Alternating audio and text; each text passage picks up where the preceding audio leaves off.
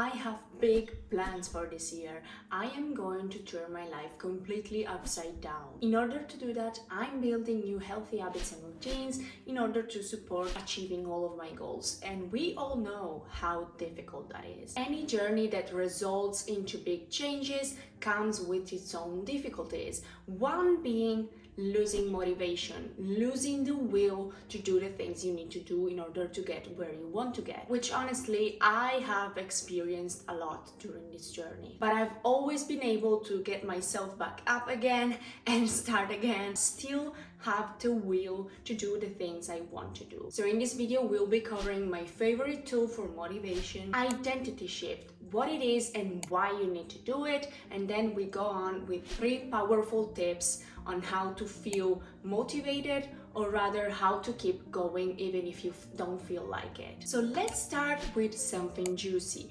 This is the best thing I have ever done to support myself during this journey, and that is, drumroll please, building myself an habit tracker. Not only this keeps you motivated because you keep feeling like you want to check those little boxes, and whenever I'm telling you, when you do all of your habits for one day and you get that streak, it's like, oh my god, that is the best feeling ever, and the next day you wake up wanting to do it again. And that's why it keeps you motivated, because it gives you a little competition between yourself, which is the healthiest form of competition in my opinion. And not only that, it also gives you a clear plan and a way to review your progress, a way to review where you're at in your journey, a way to spark ideas on how you can do things better. Just remember to start light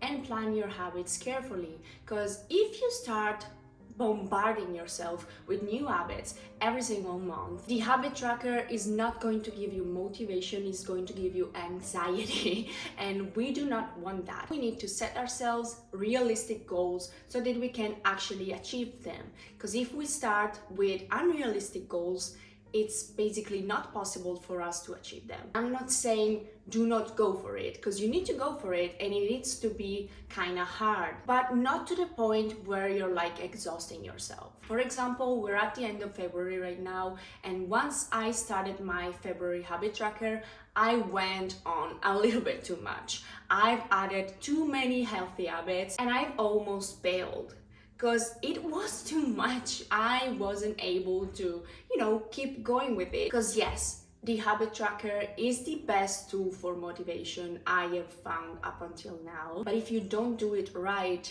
it's going to be a lot more difficult for you to keep going, because you'll feel like shit. You'll feel like you're not doing barely enough. And that's not what you want to do. That's not how you're going to be progressing easier. If you want to know my whole process for building the habit tracker and for using it to, lay out my plan and to follow it, you can go watch this video later. You need to become a shapeshifter. The reason why building healthy habits can bring so much change is because while building new healthy habits, you're shifting into a different person. You're going from the person that does A, B, C to the person that does better things. So 1, 2, 3, you're literally becoming a different person by doing different things. But here's the thing, if in the meantime, you can also work on your mindset and work on feeling and being that different person also in your mind, it's going to make making changes in your life and becoming that different person that does all of the healthy habits you actually want to do, it's going to be so much easier, and you're going to be changing that much faster. I want to give you that classic clear example from James Clear, Atomic Habits. There are 2 people that are trying to quit smoking, which are offered a cigarette. Notice the difference. We have the first person. Someone asks them, do you want a cigarette? And they're like, no, thank you, I'm trying to quit. Do not ask me that. I want to quit. I'm trying to, and stuff. And then we have the second person who is trying to quit, same as the first one. But when asked, do you want a cigarette? They just say, no, thank you, I'm not a smoker. Do you notice the difference? The first person is still the person who smokes, but they're trying to quit. That's what's going on in their mind. The second person, though, is already someone that doesn't smoke.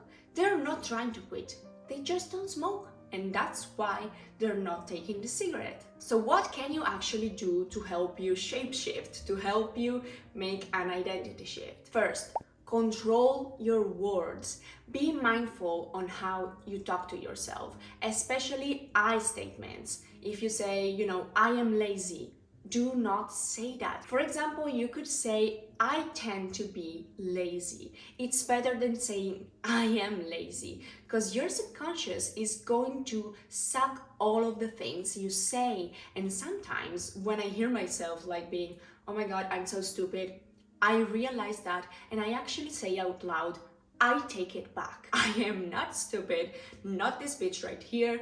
I am wonderfully clever. I know it's hard and there are chances that you don't even realize yet how you're talking to yourself. And if you need some help, go watch this video. Another thing that's helping me so much is journaling, and not journaling in the sense of, dumping your thoughts onto paper, but kind of scripting. Like every night I come home and I journal like I'm my future self describing her days. So I take out my journal and I'm like, my morning routine goes like this. I wake up and I feel like this and I do this, and this will help you shapeshift into that person you want to be. And also it can help you make it more clear to you who you actually want to become. Because if you don't know that, how can you actually shapeshift into them? If you're enjoying yourself so far, give me a big thumbs up. On to some tips and tricks. First, find yourself an accountability partner. You want an habit tracker buddy. And I'm saying that because I've been looking for someone for way too long, but unfortunately I don't have anyone in my life that is trying to make these kind of changes right now. So here's what I thought.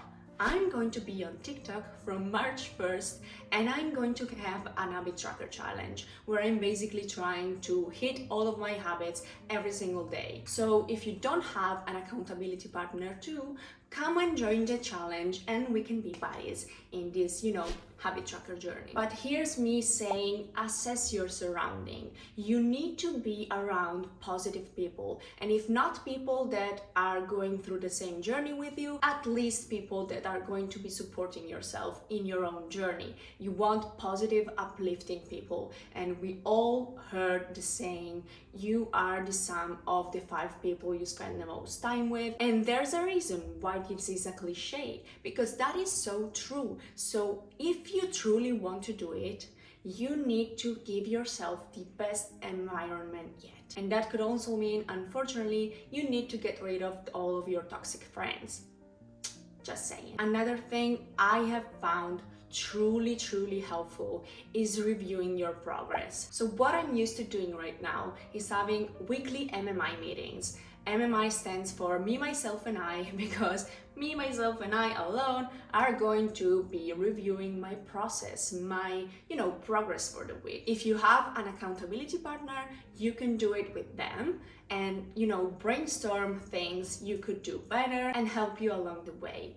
But one thing you need to be aware of is that you need to be objective. You don't want to mix your emotions, because if you end a week, let's say you've done all of your habits, you will feel so high and you will feel like, I'm so great, I'm so good at this. And maybe that week the world aligned with you and you just had a great, wonderful week. The next week, you maybe have a lot of things that goes wrong, a lot of things that makes it more difficult for you to hit all of your habits, to hit all of your goals. And if when you're reviewing your week, you're too much in your emotions, when your week goes badly, you will just be, I don't even need to do this. Why am I doing it? I'm so stupid. I can do it. None of that. You just need to be objective. What has gone on this week? What did I do? What can I do better? What can I work on? The next thing I want to say to you, it's a little bit cliche, but nonetheless, it's enjoy the journey. And just wait, stop, hear me out. So first, this is super hard for me because I tend to be a little impatient as a person and I want all of the things right now. But you know, happiness is kind of different than we think. If you find yourself saying, once I reach this thing, I will be happy, I promise you, you're doing it wrong. Because whenever you achieve one goal, you'll be happy for all 5 minutes, and then you'll set another goal and you'll wait to be happy until you reach that goal. But happiness is never going to come. The goal should be to not be happy, but be happier. If you don't enjoy your everyday life, if you hate the habits you're trying to build, you will not get to the bottom of this journey. You will not do it because you can't force yourself every single day to do something you hate. If you're serious about making this year your own personal badge, you need to go watch this video right now. I truly hope I could be of help today. And you know, of course, if you need some help, just comment on this video. And thank you guys so much for watching. I will see you next week.